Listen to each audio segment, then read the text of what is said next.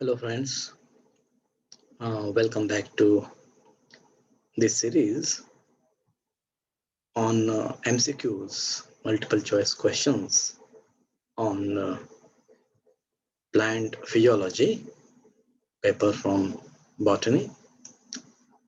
And today's topic of our discussion is water absorption, as you can see on the screen. Okay, so see this beautiful picture of a plant being watered by this wise man and thinking of the bright futures of both the living organisms, the plant as well as the human being.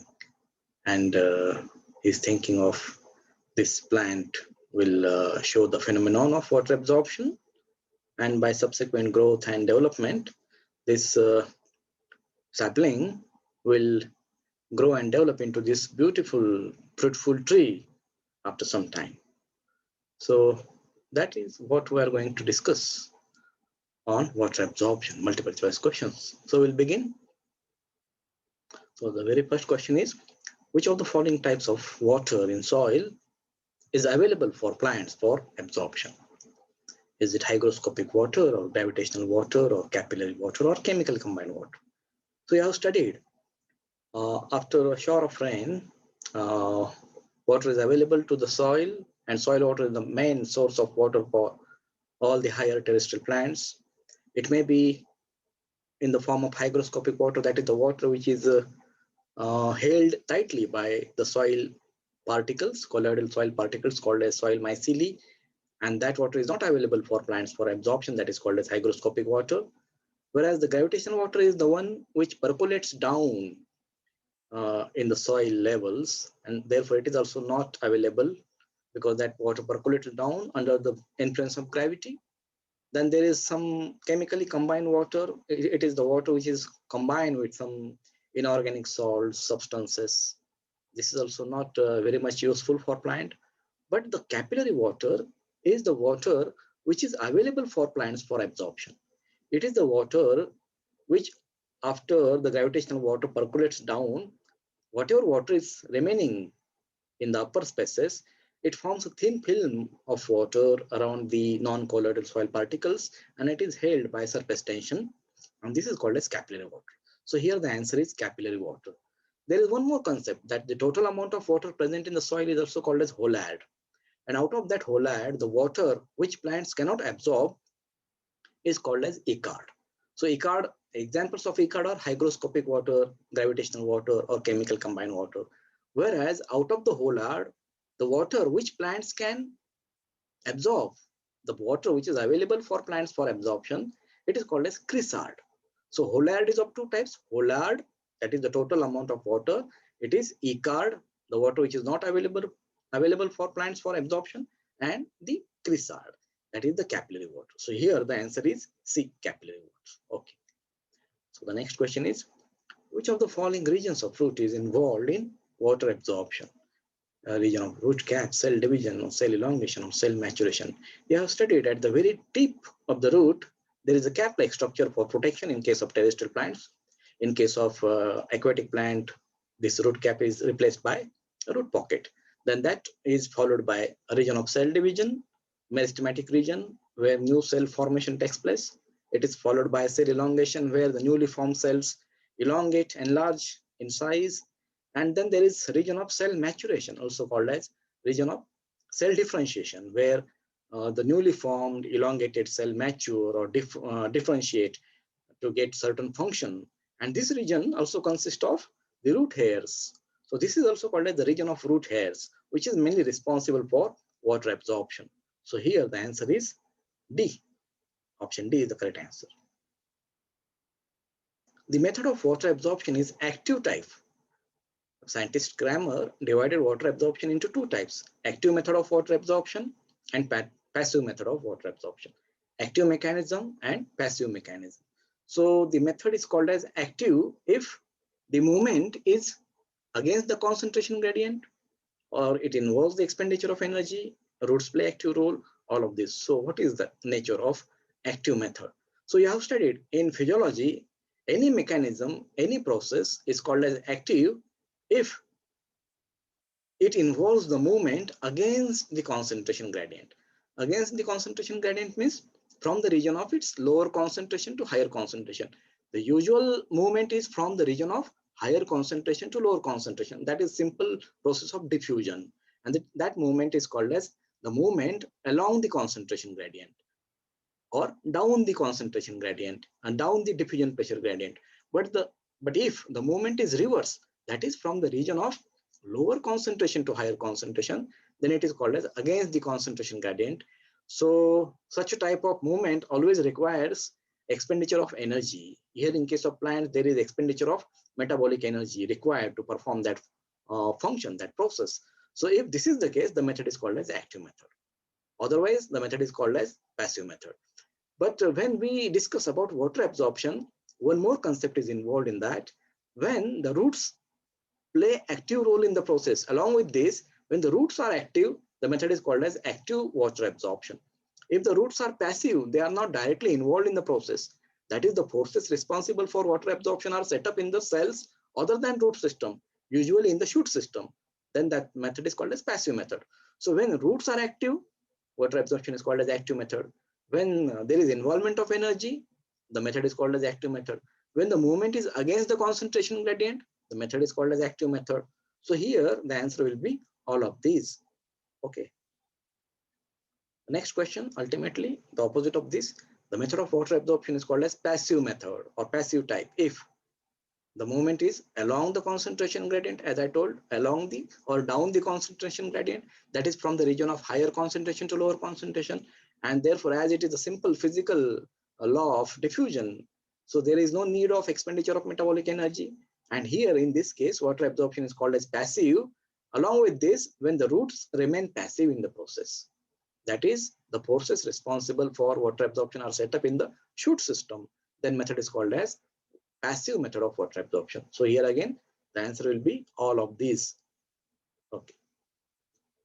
In passive method of water absorption, the forces responsible for water absorption develop in, just now I told you, in passive method, roots remain passive, so shoots are active. So the forces responsible for water absorption develop in the shoot system, stem and leaves, upper aerial parts of the plant body. So B is the answer here. In which of the following methods water absorption is said to occur through the roots and not by the roots? So you can see the option. You have studied that active method of water absorption is of two types, osmotic active method and non-osmotic active method, isn't it? So here the question is, water absorption is said to occur through the roots and not by the roots.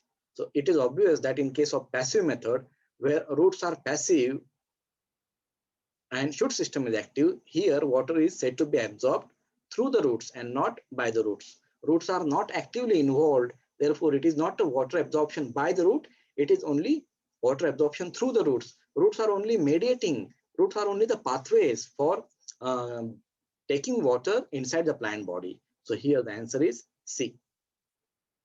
Option C is the right answer. Next question, which of the following method of water absorption is known as water pull method? Okay, so again you have studied that active method, passive method.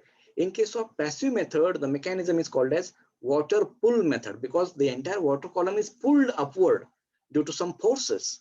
And in case of active method, the method is called as water push method. Water is pushed inside the plant body. In case of active water absorption, the method is called as water push method. In case of passive method of water absorption, water is called as water pull method, like you are pulling a rope. So this method is called as passive method. So here answer is option C. The osmotic theory of water absorption. Osmotic theory of water absorption. You have studied active method of water absorption is of two types, osmotic method and non-osmotic method. So this osmotic theory of active water absorption was proposed by two scientists, Atkins in 1916 and Priestley in 1922.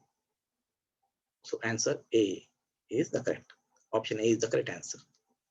The non-osmotic theory of active water absorption was proposed by two more scientists, and here the answer is Theman and Kramer in 1959 proposed non-osmotic theory of water absorption, the second type of active method of water absorption.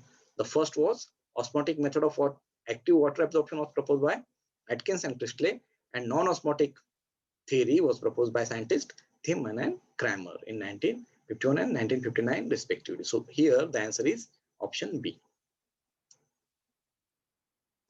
Which of the following method of water absorption is dependent on transpiration in plants?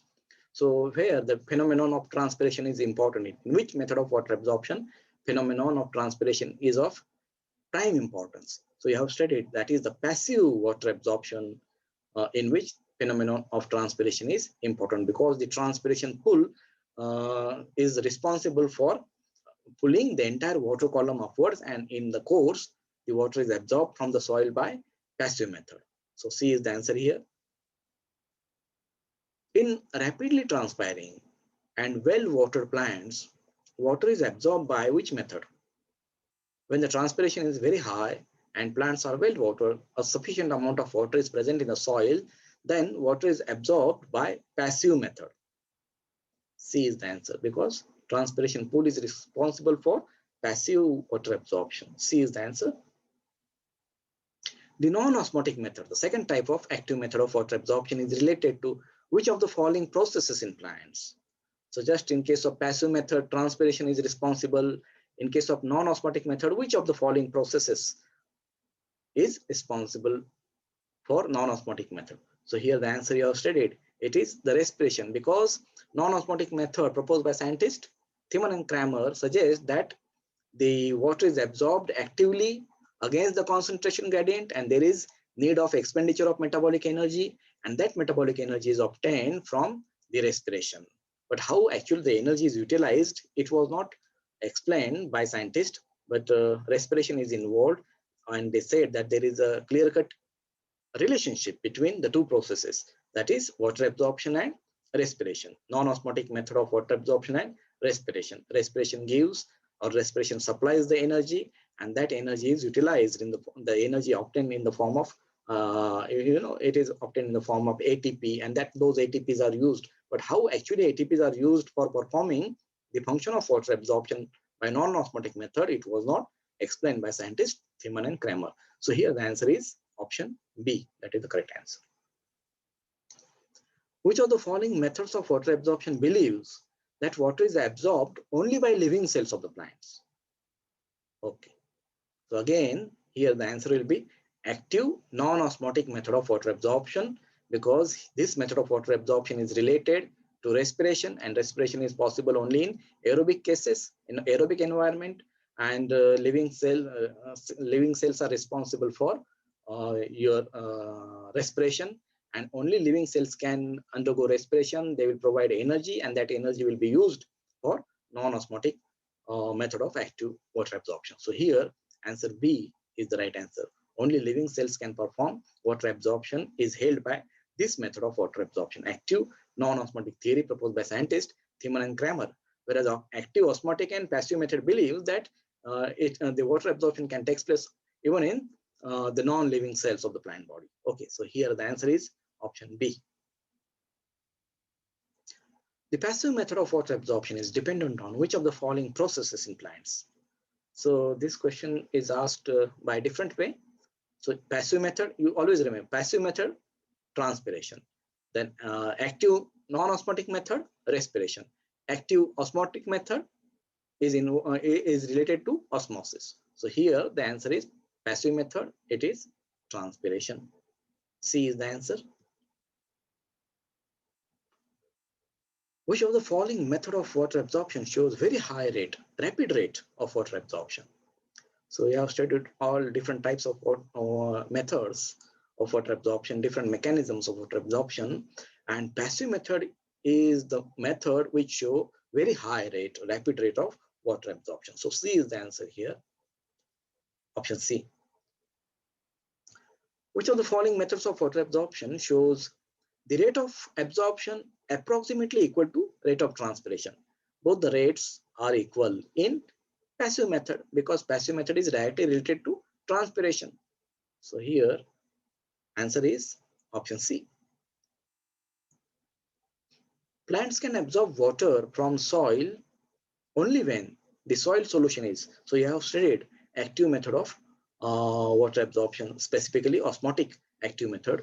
In that, you studied that plants can absorb water from soil only when the soil solution is hypotonic as compared to the cell solution, the solution which is present inside the root hair cell. So here hypotonic means the concentration of soil solution or soil sap is lower than that of the cell sap, because in case of soil solution there is more amount of water and less amount of solute, less amount of salts dissolved in that, as compared to the cell solution or cell sap, which consists of less amount of water and more amount of salts. So here the answer is A, hypotonic. Only if soil solution is hypotonic, then plants can absorb water from soil. A is the answer.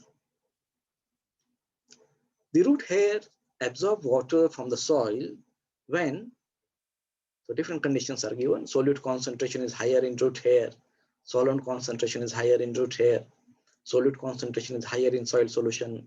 So in which case osmosis occurs, that you have studied, when the two solutions of different concentration are separated from each other by means of semi-permeable membrane, there is movement of pure water from its region of higher concentration to the region of its lower concentration through semi-permeable membrane, and that process is called as osmosis. And if water is entering inside the plant, then it is called as endosmosis. If water is coming outside by the same process, the method is called as exosmosis. So here the root hair absorbs water from the soil when solute concentration is higher in root hair. That means root hair cell sap is hypertonic. Soil solution cell sap or soil solution or soil sap is hypotonic. So when soil solution is hypotonic, root solution is hypertonic, only in that case osmosis takes place, endosmosis occurs, and water from outside enters inside the root hair. So here the answer is A. Option A is the correct answer. Okay, the movement of water through the intercellular spaces, the spaces in between two cells, and from cell wall to cell wall, without entering the protoplasm of cell is called as. So this is an important question. You see, when water moves from the walls, from the cell walls, water goes from one cell to another through the cell wall without entering the cytoplasm, without crossing the cell membrane, because you know the cell consists of outer cell wall, which is a permeable membrane, and inside that there is a cell membrane or plasma membrane, which is semi-permeable, and inside that there is cytoplasm or protoplasm. So without entering the cytoplasm, when water moves through the cell wall, from cell wall to cell wall, there is movement of water, or it is movement through the intercellular spaces. Then that movement or that way of water absorption is called as apoplast. When the water moves through the cell wall, it is called as apoplast. A is the answer.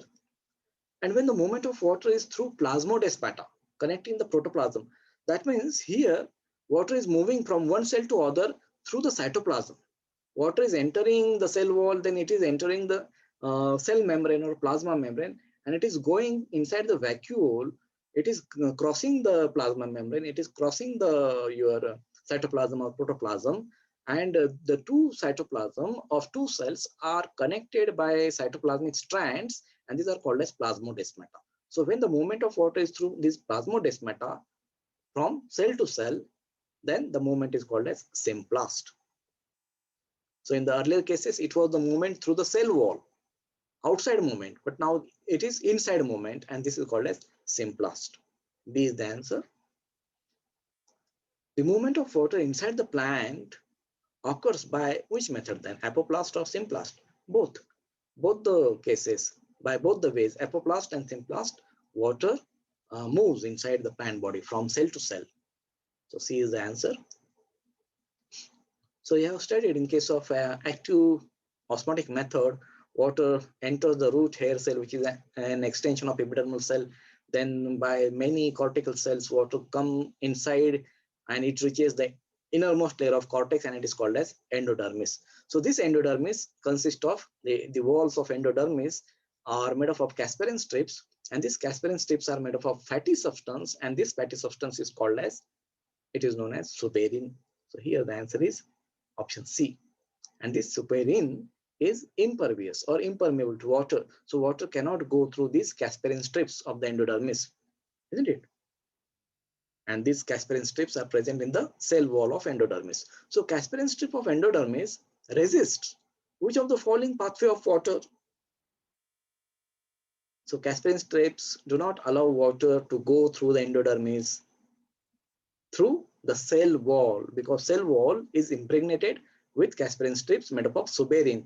So cell wall entry of water cannot go through the cell wall. So the apoplast movement of water is restricted in the endodermis. Water has to go through the symplast pathway, and when it has to go symplast way, then there it has to cross the plasma membrane or cell membrane, which is semi-permeable membrane. And you know, inside the or in soil water, that is not a pure water. It also consists of some salts. So these salts are checked there in this symplast movement. So here the answer is B. Answer is A. Casparian strips resist is asked. So answer is apoplast. Apoplast is the right answer. I'm very sorry for that. Casparian strip of endodermis resist which of the following pathway? Apoplast. And it resists apoplast, and water has to go through symplast. So A is the right answer. Sorry, I'm sorry for that. Okay. Which of the following is or are examples of physiologically dry soil? So you have studied when there is sufficient amount of water in the soil, then plant roots can easily absorb that water. And if the water content of the soil decreases, then the rate of water absorption also decreases, and that is called as the physical dryness of soil. But if the amount of water present in the soil increases to such an extent that it is beyond the water holding capacity of the soil, as in case of your water loss soil or flooded soil, then even if despite of a large amount of water present inside the soil, plants fail to absorb that water, and such a condition is called as physiological dryness. Physiological dryness of the soil. It is exactly reverse of the physical dryness of soil. When water content is less, it is called as physical dryness. If water content is more, then it is called as physiological dryness. If in that case also plant is not able to absorb that water. So which of the following are the examples of physiologically dry soil? Physiological dryness. Dryness due to inability in absorption of water by physiological process is called as physiological dryness. So saline soils, waterless soils, very cold soils, all these are examples of physiological dryness of soil. If the soil is saline, that is the concentration of salts in the soil are large or higher than that of the cell sap. In that case also plants root fail to absorb water, even if water is present in large amount. If the soils are saline, instead of endosmosis, exosmosis may result in that case. So if soils are saline, normal plants cannot grow there. They cannot absorb water normally. If the soil is waterlogged or flooded, then in that case also plant roots fail to absorb water, then it is called as physiological dryness.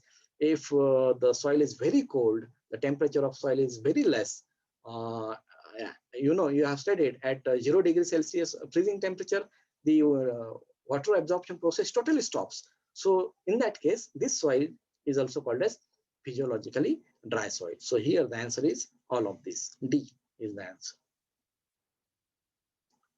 Okay, the plants other than halophytes fail to grow in saline soils due to what? Due to physiological dryness of the soil. Just now we discussed that. B is the answer. Okay. The soil temperature, which is suitable for water absorption by roots, you have studied these in factors affecting rate of water absorption. And there you have studied that the soil temperature suitable for water absorption is in the range of 20 to 30 degrees Celsius. The temperature below 20 degrees Celsius is harmful, as well as the temperature about 30 degrees Celsius is also not suitable for water absorption, because denaturation takes place.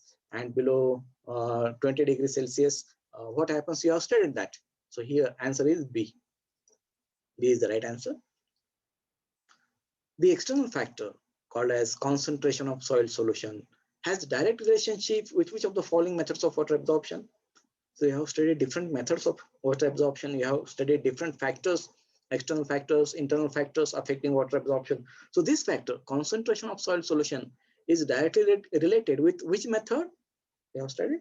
So here answer is active non-osmotic method. Concentration of soil solution. Okay, A is the right answer. The external factor called as soil aeration, the same question, a different ways, a different factor is asked. The external factor called soil aeration has direct relationship with which method of the water absorption? So here, soil aeration, respiration. So active non-osmotic method. B is the right answer. Okay. The internal factor called transpiration has direct relationship with which of the following methods? So you have studied transpiration related with passive method of water absorption. C is the right answer. And the internal factor called metabolism has direct relationship with which of the following methods? So plant metabolism. Metabolism is always present in living plants. So respiration is one aspect of metabolism. So active non-osmotic method is the right answer here. B is the right answer. Okay. So these are some of the references, books I referred for preparing this. Some of the internet sources also used. And yeah, I always request you, dear, if you like the video, then please subscribe to my channel, this channel, S.Y.B.Sc Botany channel. You can type on YouTube and subscribe. You can directly subscribe here if you are not already, and click the bell icon. As you know, you will get immediately notified when a new video like this one is posted. And we are having this multiple choice question series on plant physiology, and you must have watched these previous videos from this series. If not, you go and watch MCQs on seed germination, seed dormancy, and MCQs on nitrogen metabolism also for your forthcoming examinations. And some videos are also coming soon, like MCQs on photoperiodism and vernalization, MCQs on ascent of sap, and MCQs on transpiration. So please subscribe so that, thank you very much for kindly listening to this. So study hard, be prepared for your exam, and I wish you all the best. Thank you.